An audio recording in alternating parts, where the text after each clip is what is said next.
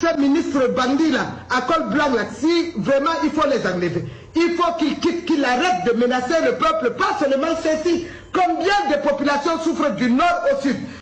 Il n'y a pas d'eau, il n'y a pas de lumière. Je suis à Douala. Depuis 1 h du matin, on a coupé la lumière. La lumière est revenue à 5 h du matin. Comment est-ce que quelqu'un peut se lever à 5 h du matin, aller travailler? Les commerçants vont fonctionner comment? C'est inacceptable. Tout en colère, c'est une militante RDPC, Adja Awa, qui dénonce les conditions de vie précaires des milliers de Camerounais. Originaire du Septentrion, elle s'indigne du mauvais état de la route nationale numéro 1, desservant les régions de l'Adamawa, le nord et l'extrême nord du pays. Vraiment, le Grand Nord ne peut pas aujourd'hui se développer parce qu'il n'y a pas de route. Et ce n'est pas une histoire seulement de 1 an, 2 ans, 3 ans. Ça dure des années aujourd'hui. Pour quitter Kousséri Maroua, les trucs que tu pouvais faire 3 h, 4 h du temps maximum, aujourd'hui tu quittes à 6 h du matin à Kousséri, tu arrives à Maroua vers les 23 h minuit. En compagnie de l'avocate Maître Alice Com, Maximilienne Gambet, toute responsable du REDAC, et Issa Abiba de l'UPC, Dame Adja Awa s'insurge contre la malgouvernance et le laxisme du chef de l'État. Ces ministres bandits là, à col blanc là, si vraiment il faut les enlever, il faut qu'ils quittent, qu'ils arrêtent de menacer le peuple, pas seulement ceci. Combien de populations souffrent du nord au sud?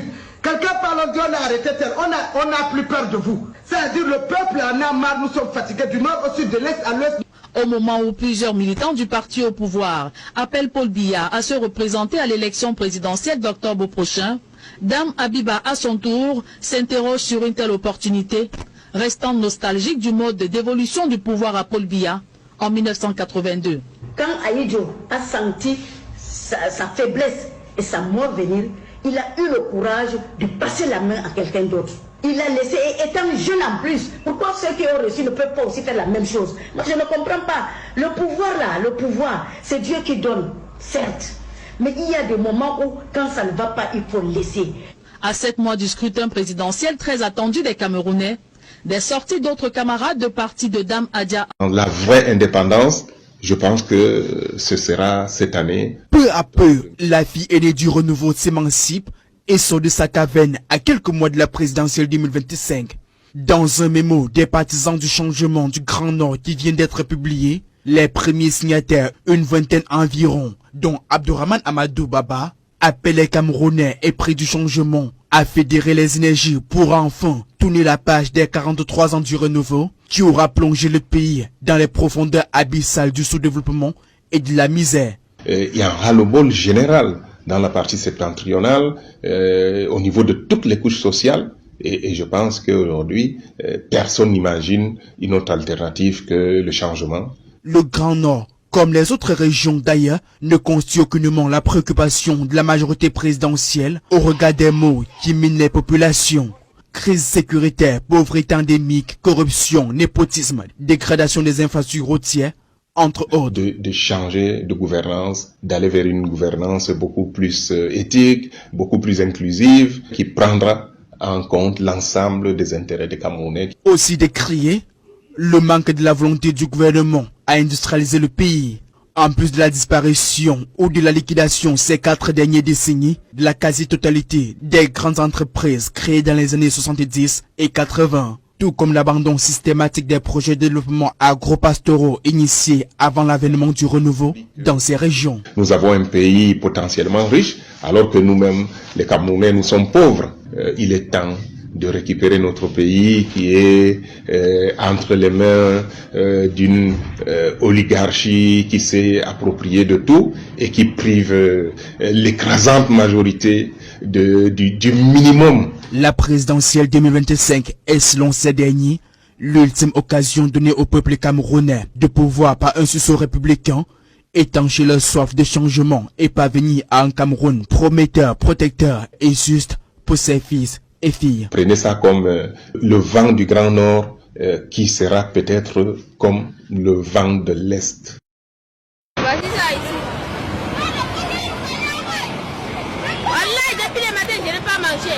Des jeunes âgés d'à peine 15 ans qui manifestent en faveur d'une éventuelle candidature du président Paul Biya à la prochaine élection présidentielle. Ce qui s'est passé à Maroua choque littéralement l'opinion politique. C'est scandaleux Et c'est indigne d'un parti politique de prendre des enfants de 10 ans, 11 ans, 12 ans pour les faire défiler comme étant des militants d'un parti politique. L'enrôlement de ces enfants sonne comme un aveu pour le RDPC, à qui les militants ont tourné le dos. Les organisateurs s'étant rendus compte que les jeunes et les adultes ont décidé de tourner le dos au régime du RDPC, n'avaient d'autre solution que de se retourner vers des innocents, vers des enfants qui n'ont pas de discernement. Dans les rangs du Rassemblement démocratique du peuple camerounais, ces jeunes qui étaient à la place de fête de Marois sont davantage des curieux venus témoigner par eux-mêmes la mobilisation de leurs semblables en faveur du parti et de son champion. Il y a eu beaucoup de curieux qui sont venus effectivement voir d'eux-mêmes si cette mobilisation devait donner les fruits escomptés. Et c'est la raison pour laquelle nous avons vu une multitude de jeunes dans la tranche de 10-15 ans qui sont venus aussi regarder comment cette mobilisation se passe. Par ailleurs, le membre du RDPC souligne que l'âge minimal pour militer au sein du parti est de 15 ans et que ce qu'on a vu à Marois ne saurait être un scandale. La jeunesse du RDPC va de 15 à 35 ans. C'est pour cela que vous avez aussi constaté des jeunes de ce temps d'âge-là venir participer à cette mobilisation fort et courue. Pas suffisant pour convaincre l'opposition qui prédit l'échec du renouveau au prochain scrutin présidentiel. Les organisateurs auront compris que ce qui s'est passé ce week-end, ce sont les répétitions générales pour les élections d'octobre 2025.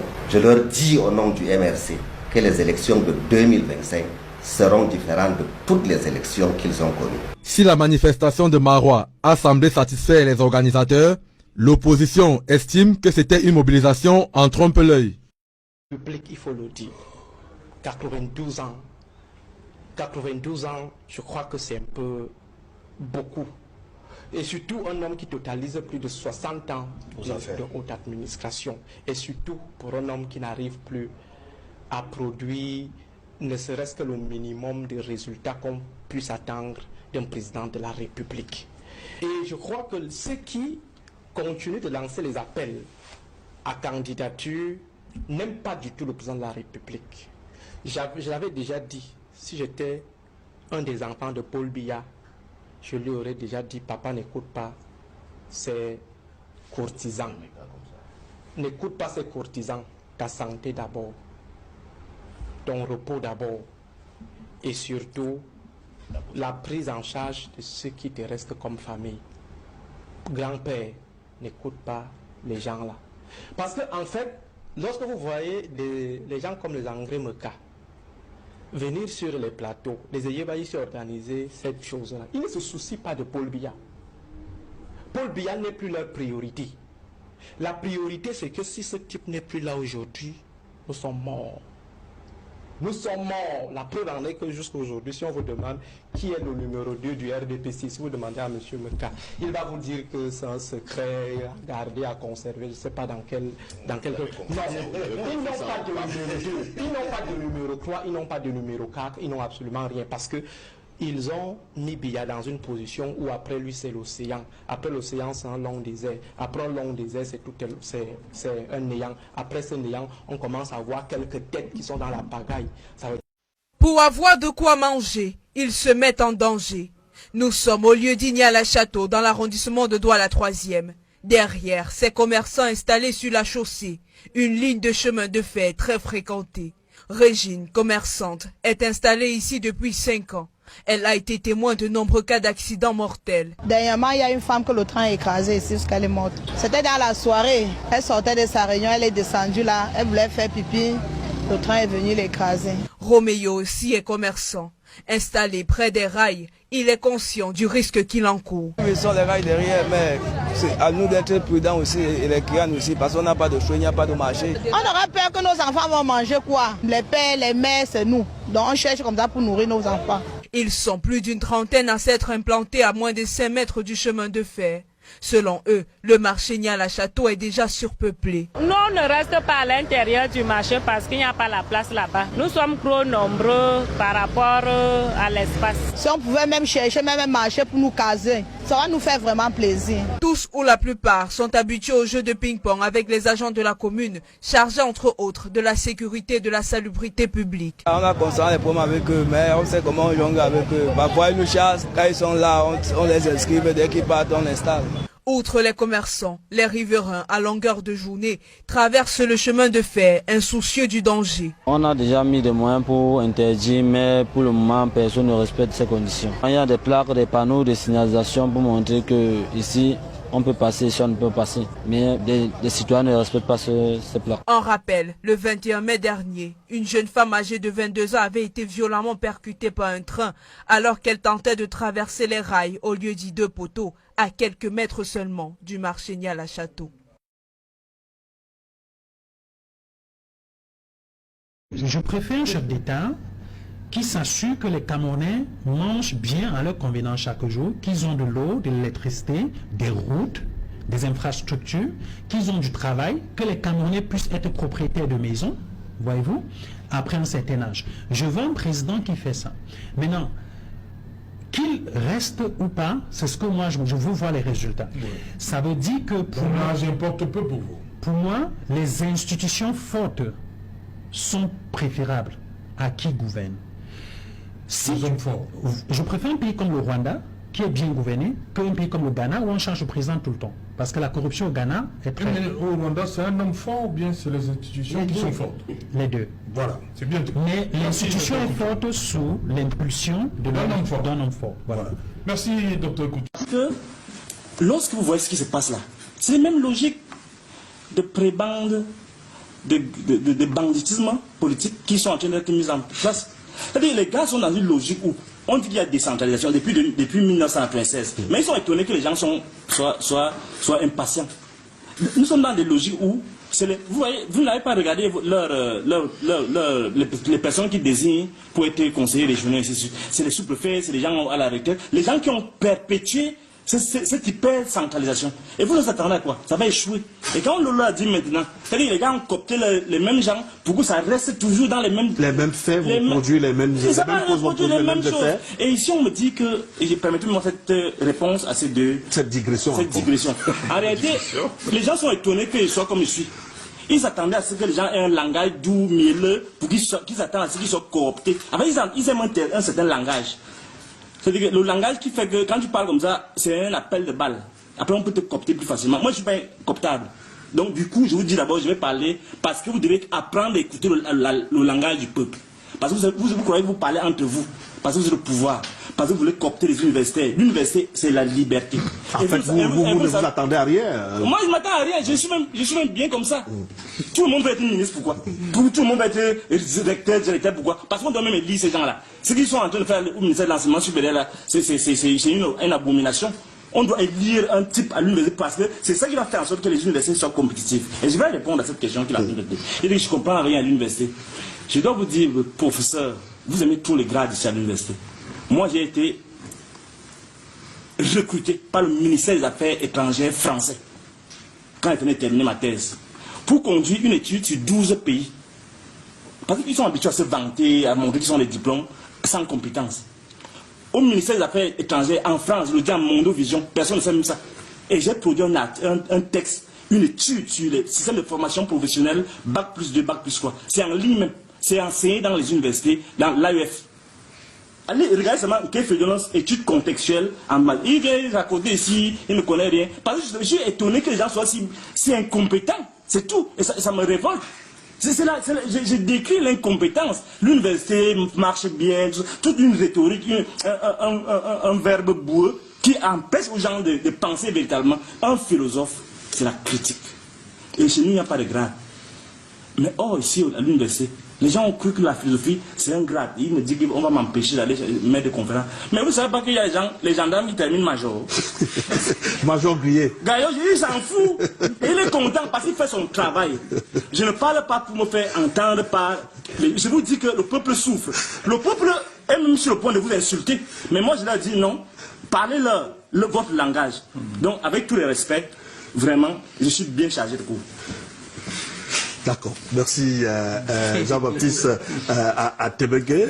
Finalement, Que doit-on retenir des 38 ans du magistère du président de la République? Je suis très amusé. Je crois que sur ce plateau, c'est moi l'élu du peuple. C'est moi qui dois parler au nom du peuple. Je ne sais pas si les professeurs d'université, les universitaires parlent au nom du peuple, sont des élus du peuple. Bon, c'est pour ça que j'ai rappelé ce que c'est que l'universitaire. L'universitaire n'a pas à parler au nom du peuple. Non, non, je suis philosophe. Tu connais bien la philosophie, donc laisse ça. Tu ne connais pas la philo. C'est pas ça le rôle. Tu ne connais pas Marx, tu ne connais pas Sartre, tu ne connais pas... Mais il a appris ça quand même à l'école quand même. Quand même, ils ont oublié. En fait. Le problème, c'est oublier en permanence. Ils oublient toujours pour voler. Et ils oublient. Quand tu voles, tu oublies. Ok, d'accord. Merci, professeur, docteur Fulio. Vous êtes dans votre monde.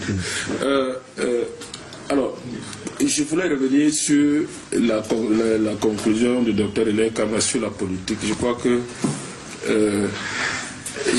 dans mon salon au Télévis. Sur les raisons qui sont évoquées par les uns et les autres pour justifier ce conseil qu'il donne au président de la République de ne pas se représenter, est-ce que vous les trouvez pertinents? Ils estiment par exemple qu'il y a l'âge avancé du président de la République. D'ailleurs, il faut se rappeler qu'il y a dans sa récente notation, l'agence américaine Fitch indique justement que l'âge du président de la République et un certain nombre de choses pourraient entraîner des troubles politiques au Cameroun, en tout cas dans notre pays, dans le cadre de l'élection présidentielle 2025. Est-ce que vous trouvez tout au moins pertinent les éléments qui sont évoqués par les uns et les autres pour proposer au président de la République de se retirer, par exemple sur la question de son âge? Mais écoutez, il faut qu'on soit conséquent. Je ne veux pas être méchant vis-à-vis du Saint-Père, qui est le chef des catholiques. Vous savez qu'il est en fonction. Vous savez qu'il a une mobilité réduite. Les évêques vont me dire qu'ils ne sont pas les électeurs du pape. C'est les cardinaux qui élisent le pape. Mais je crois que quand la tête fonctionne, le corps va suivre. La raison n'est pas pertinente. J'ai dit, je ne veux pas être méchant en leur disant qu'est-ce qu'ils ont conseillé au pape de démissionner. Je crois qu'ils sont bien placés pour lui donner ce conseil. Et ce n'est pas un conseil pour lequel il faut prendre des médias, des réseaux sociaux, tout ça. Non, le président, tel qu'il m'a paru le 31 décembre, est au travail. Maintenant, moi je dis, il est décidé à travailler. On attend le mois. Vous dites que lorsque la tête marche, c'est le plus important. On voulait alors de parler du parti. Ok, d'accord, laissons le parti, parce que selon un certain nombre d'analystes, si le président voulait que toutes ces instances se réunissent ou que toutes ces réunions se tiennent, cela se tiendrait, mais qu'au regard... Non, s'il y avait des points à discuter à ces réunions, on programmerait ces réunions. Oh, maintenant, il y a la question, par exemple, des conseils ministériels. Le dernier, il date pratiquement de 2018. Mais non. Écoutez, il ne faut pas copier. Pourquoi est-ce qu'on tient pas les conseils Attendez, je vais vous expliquer. Il est clairement prévu. Il est clairement prévu que le président de la République définit la politique de la nation. Oui. Le gouvernement est chargé de la mise en application.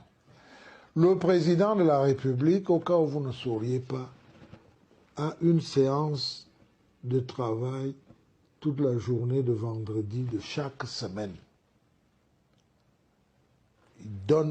Le Premier ministre lui fait le point des dossiers et il donne des directives au Premier ministre.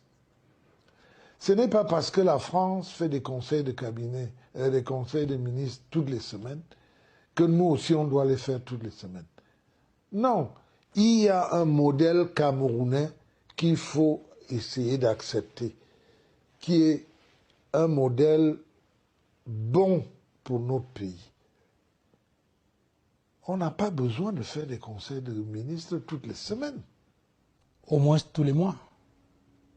Pourquoi? Au moins tous les ans. Pourquoi? Donc ce sera tous les 5 ans, tous les 7 ans désormais. Mais lorsque le Premier ministre, le président a nommé un ministre, il lui dit voilà ce que tu dois faire.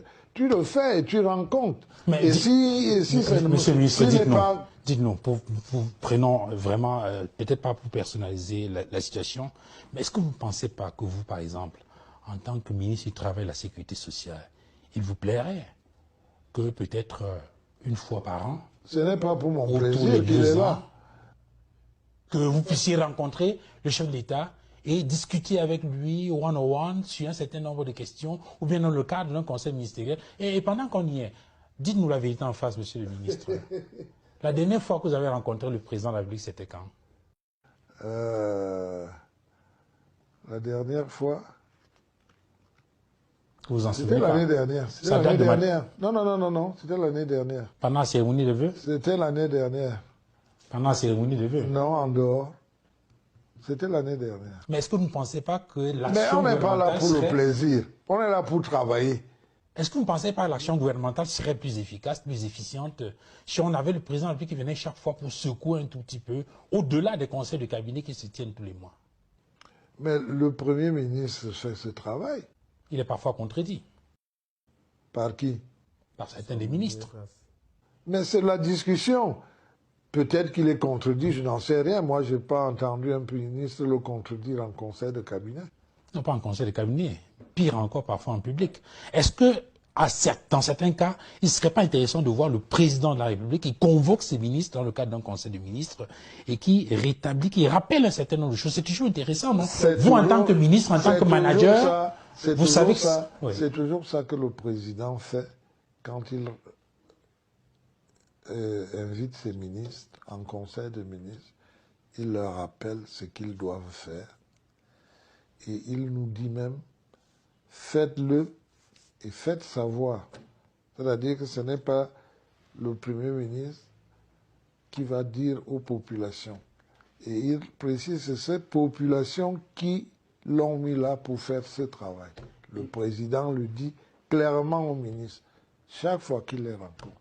In other words, this ministerial conference is not necessary. In other words, you mean that these things is not necessary. Je ne peux pas juger de la nécessité ou pas d'un conseil de ministres. Ça relève du chef de l'État. C'est lui qui sait si c'est nécessaire qu'il rencontre ses ministres. Mais moi, dans le cadre de mes fonctions de ministre, je travaille très à l'aise parce que je sais ce que j'ai à faire et je rencontre le Premier ministre. Et je pense que le Premier ministre rencontre le chef de l'État puisque de temps en temps, il me donne des instructions. When President Paul Biya, in his last speech, for example, was very hard on mismanagement of public funds, for example, the president categorically stated that the efforts that the government is putting in the road sector is not reflective of what is realized. The president went ahead to talk about the land tenure system in Cameroon, the issue of land titles and all that. The president went further to talk about the difficulties in acquiring national identity cards that is affecting the voter registration process. A lot of these challenges and difficulties outlined by the president. Cameroonians say that these problems are there because the president is not always face-to-face with officials who are responsible, who are given the responsibility to manage this sector, who are directly responsible in the domains. Is that not correct? I cannot tell you that it's correct. Parce que c'est une opinion de que quelqu'un te dise je pense que les gens font comme ça parce que le président ne les reçoit pas. Non, c'est une opinion. Mais le président met les gens pour qu'ils fassent un travail. Qu'ils fassent bien ce travail. Il n'y a même pas à discuter là-dessus. Mais lui, il a constaté toutes les défaillances que vous venez de redire là. Maintenant, je dis, il y a deux choses. Hein. Lui, certainement, prendra ses responsabilités. Mais nous qui avons écouté, prendrons-nous nos responsabilités? Je suis renseigné sur le sujet.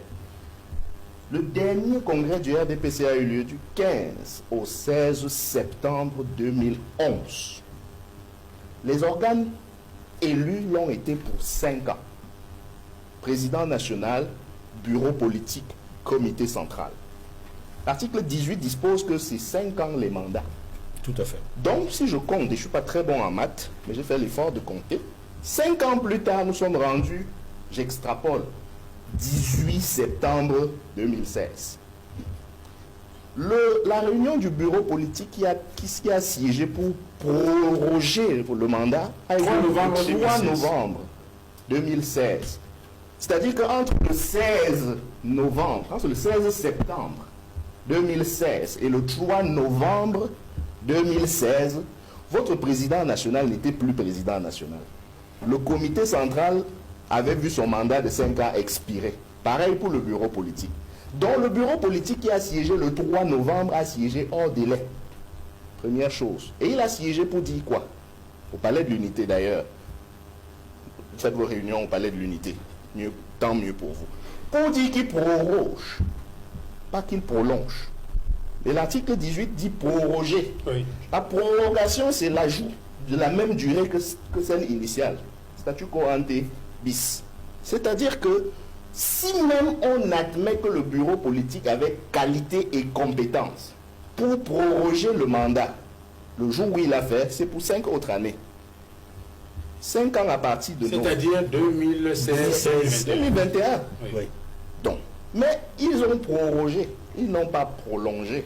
Donc depuis le 5 novembre 2021, il n'y a plus de réunion de bureau politique qui est l'instance habilitée. Et l'autre vice de forme, c'est que comme le 3 novembre, le bureau politique qui statue est déjà hors délai, ce bureau politique ne peut plus juridiquement être convoqué par le président national. Ce bureau politique devait être convoqué par le doyen d'âge. Déjà en 2016. C'est le doyen d'âge qui devait convoquer ce bureau politique qui s'est tenu au palais d'Etoudi. Sauf que ça a été convoqué par un président national déjà hors délai, hors mandat. Ça, je ne sais pas comment vous allez corriger ça. Sauf si votre président national est en même temps votre président d'âge. Mais l'acte de convocation devait le mentionner. Parce que c'est une instance qui convoque.